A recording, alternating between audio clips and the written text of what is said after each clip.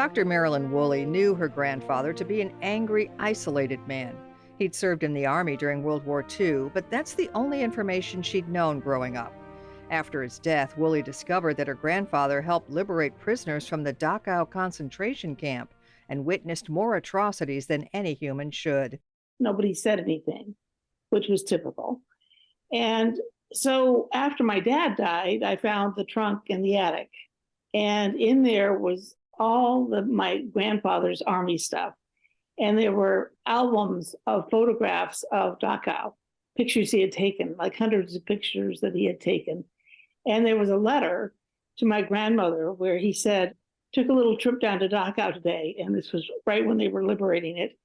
And he talked about the 50 boxcars of train cars that they did not get to in time.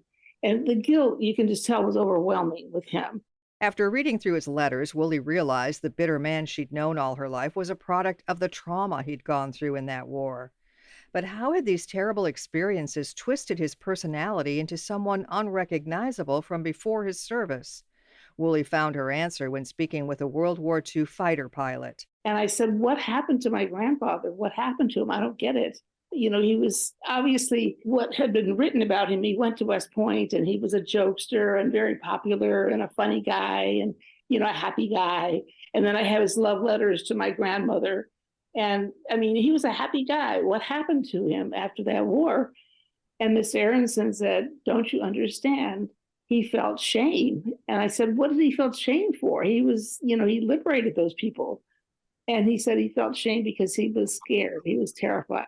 Though today we're able to quickly see the signs of post-traumatic stress disorder, Wooley says that wasn't typical when she was growing up. In fact, PTSD wasn't added as an official diagnosis until 1980. I started working at the VA hospital in Long Beach with Vietnam vets. I was basically told they were all messed up to begin with. You know, they were messed up before they went to war.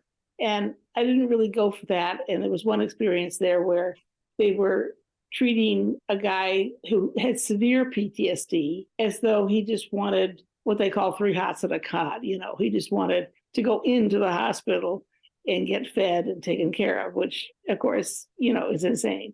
By the time Wooley became a psychologist and began her own private practice, she realized that her grandfather's bad attitude was a much deeper issue, most likely rooted in PTSD.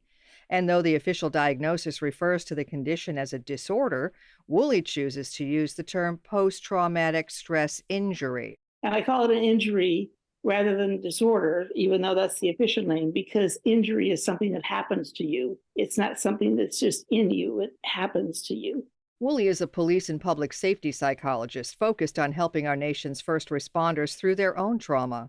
A 2018 study published in Aggression and Violent Behavior shows that more than 80% of first responders experience traumatic events while on the job. They're the first to an accident and must deal with the situation, no matter how gruesome. They talk about things like ped spread, which is how long the pedestrian gets smeared over. You know, they see horrible things, horrible mutilations. Baby deaths are always bad for anybody. But with firefighters, like big fires that are going on, like we had one in where I live called the Car Fire, that was the fire tornado. That was just terrifying, trying to rescue people when you were way outgunned by the forces of nature. And though many people assume developing PTSD means the end of their career, Wooley says that's not true at all. The reality is that you can work through the trauma and get to a place that's sometimes better than even before the incident.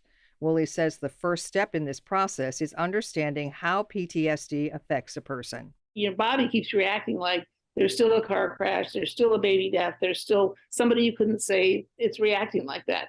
But your head says, no, there's nothing happening right now. So you have this dichotomy between your body sensations and what you know cognitively. And it feels crazy. I mean, unless you've had it, it's kind of hard to understand it. It feels, you know, the sense of unreality. You feel like you're just not quite right.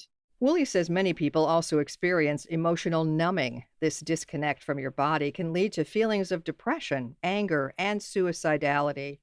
But understanding what's happening and that it's a normal reaction is an important step to healing. You're not crazy. You didn't lose it. You know, you may be acting funny because you don't know what's going on, but it doesn't mean that you're crazy. The next goal is to reduce what Wooley calls the emotional punch.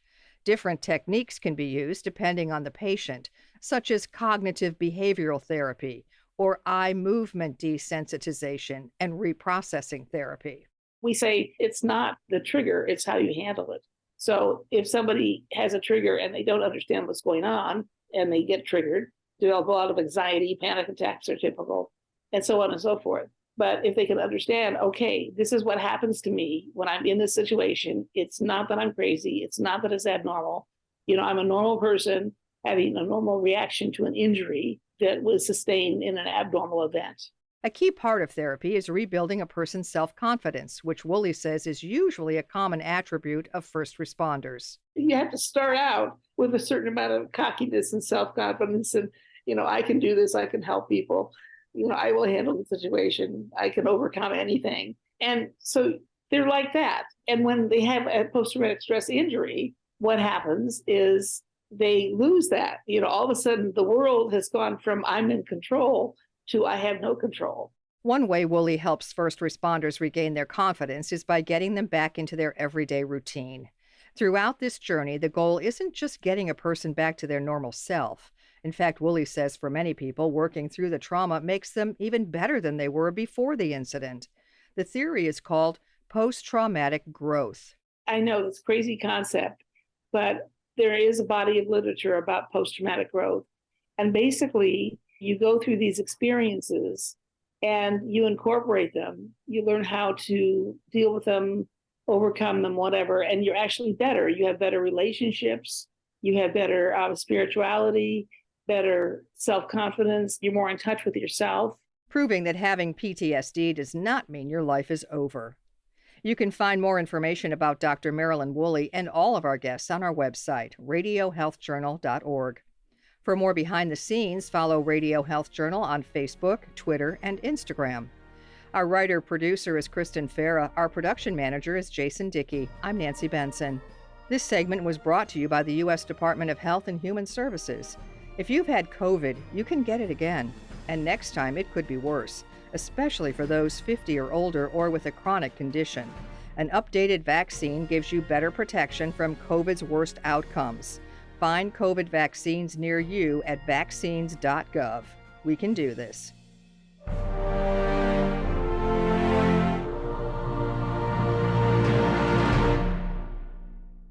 Coming up next week on Radio Health Journal. A lot of people do think of education as about teaching, but I think they'd be better off thinking about it as learning. Learning is about what the students actually take away from it. Is our education system focused too much on teaching? Then, is anxiety the villain in our story? What we have done is nowadays in our society, since we've lumped fear and anxiety as one thing, people don't listen to their anxiety. All that and more on Radio Health Journal. I'm Reed Pence, the producer and host of Radio Health Journal. If you like listening to Radio Health Journal, you'll also like our sister show, Viewpoints, which covers a wide array of topics from education to history to the environment. Here's a preview of what they're covering this week on Viewpoints. 35% are at risk for anorexia, 58% are at risk for bulimia, yet there is no standard protocol for how to deal with eating disorders. Exposing the systems that are failing young female athletes.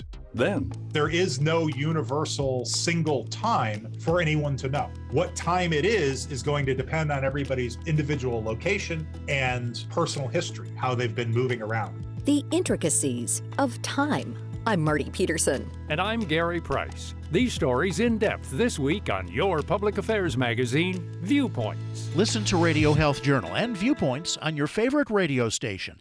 And subscribe and listen anytime on Apple Podcasts, Google Play, and Spotify. Also, follow us on Instagram and Twitter at Radio Health Journal. And that's Radio Health Journal for this week. Follow us on Twitter, Facebook, and Instagram to learn more. And check Apple Podcasts, Google Play, and Spotify for a library of past programs. Plus, you'll always find previous segments and information about our guests at radiohealthjournal.org. Join us again next week for another edition of Radio Health Journal.